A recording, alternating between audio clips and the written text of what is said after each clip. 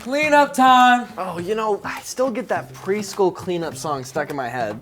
You know the one that goes like, clean up, everybody wash your hands, clean up, something everybody wants to do.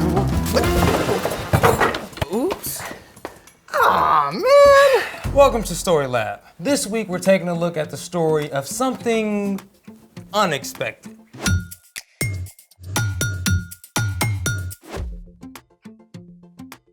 Hey, I'm Carter. And I'm Zeke. This month we're talking about why the story of Jesus is good news. And all the ways that it can give us hope. I hope we can do something cool with all these leaves. Maybe we can branch out, I see what you did there, man. Well, we just restocked the paints, so... Oh, I know what we're gonna do. Leaf prints. Excellent. Let's try it.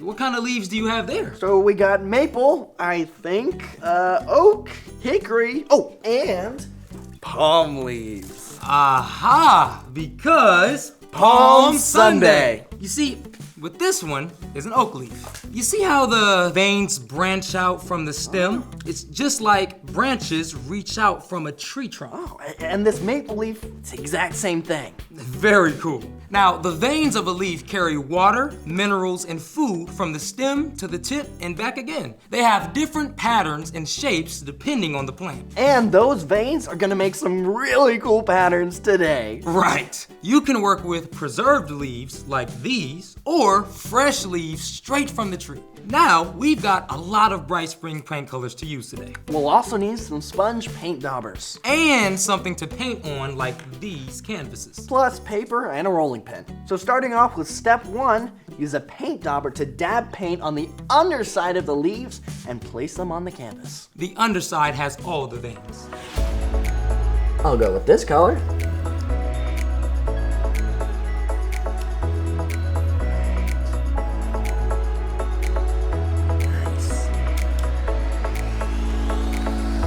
Now, step 2, put a sheet of paper over your leaves and then use a rolling pin to press them down into the canvas.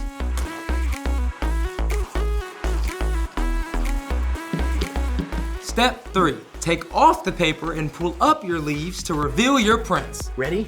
Ready. Wow. Look at that! You see that? It looks cool, right, guys? Oh yeah, you can see every single vein. And the stem. Oh yeah. Veins branching from it. Wow. Man, I did not expect this when we walked into the lab. Speaking of unexpected things, it's time for... The story before the story. Today we're in John, the 4th book in the New Testament. But before John, back in the very beginning, Out of a deep, deep love, God made an amazing world. But when people turned away from God, the world was broken. God made a plan to draw people back into relationships. So at the right time, God sent Jesus. When Jesus grew up, he traveled from town to town, teaching and healing. Because of the amazing things Jesus did, some people were ready to crown him king. But some people were ready to get rid of him. They all waited to see if Jesus would show up in Jerusalem for Passover. Which is where our story starts. Take it away. Hey everyone, I'm Brian. As the Passover celebration approached, things in Jerusalem got tense. Some people were convinced that Jesus was the rescuer God had promised. They wanted him to save them from the Romans. But the religious leaders were worried that Jesus was changing everything. And right before Passover, Jesus did something extraordinary. Jesus' friend Lazarus had died and been placed in a tomb. When Jesus arrived, he stood before the tomb and called, Lazarus, come out. News of this amazing miracle quickly reached the religious leaders. What can we do? This man is performing many signs and wonders. If we let him keep doing this, everyone will believe in him. He'll cause riots. The Romans won't like that. They'll destroy us. So the religious leaders made a terrible decision. They would look for a way to get rid of Jesus. Soon people began to pour into Jerusalem for the Passover celebration. Thousands of people traveled to the city every year for Passover. It was a tradition, a little like many people celebrate Christmas or Easter now. And as people crowded into the city and came to the temple, they wondered, Will Jesus come to Jerusalem for the feast? I hope we get to see him. I heard the chief priest gave orders to arrest him. Maybe he'll lead a revolt against the Romans. Meanwhile, a few miles outside the city, Jesus spoke to two of his followers. Go to the village ahead of you.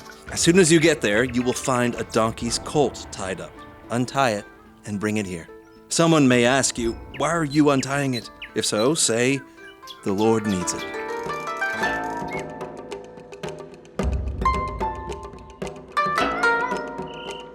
Hey, what are you doing over there? The Lord needs it. The Lord? Wait, Jesus of Nazareth? He's coming? Take it. Hey, everyone, Jesus is coming. As people learned that Jesus was on his way, they laid down their own coats on the path, a sign of reverence and respect. Others cut branches from the trees and spread them on the road too. As Jesus approached, they began to shout, Hosanna! Blessed is the one who comes in the name of the Lord. Blessed is the King of Israel! Hosanna! Hosanna!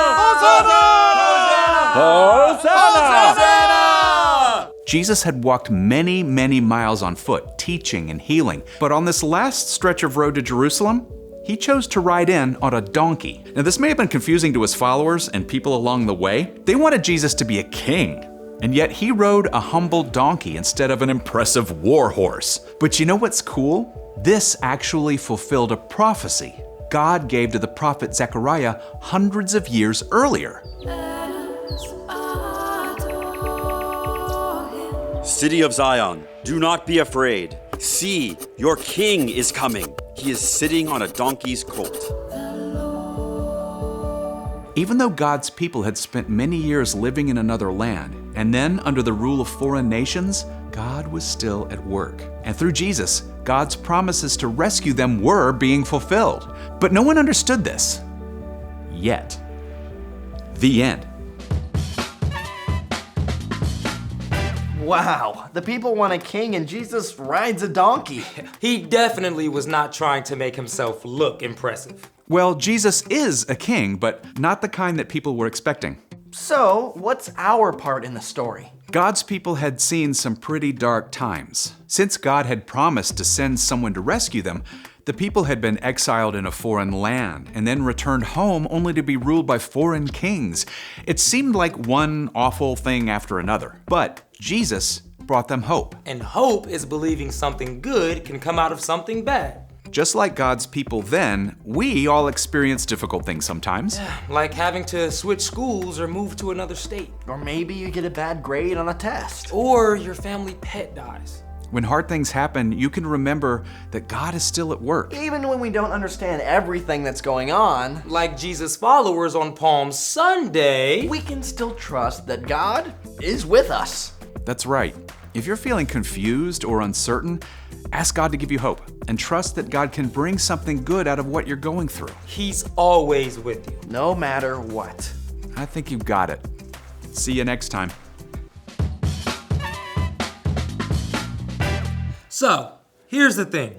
Whatever happens, remember God is still working. God was at work during the many years the people were under foreign rule. And God is still at work no matter what you're going through right now. It's the one thing that holds everything together. Kinda like a stem. Speaking of which, we should probably clean up again. Yeah, maybe we can find some other cool supplies. Maybe. Clean up, clean No. up. Oh, just leave me alone. Huh? I will if I'm Maple. Thanks for joining us in the Story Lab. See you next time. I will if That I'm was pretty Maple. good. Yeah, that was You- actually. but I'm you surprised need- by that. Wait, You are? you didn't make that yourself, did I you? did. You did? I- That's crazy. Yeah. You didn't read it in the book, did you? What book?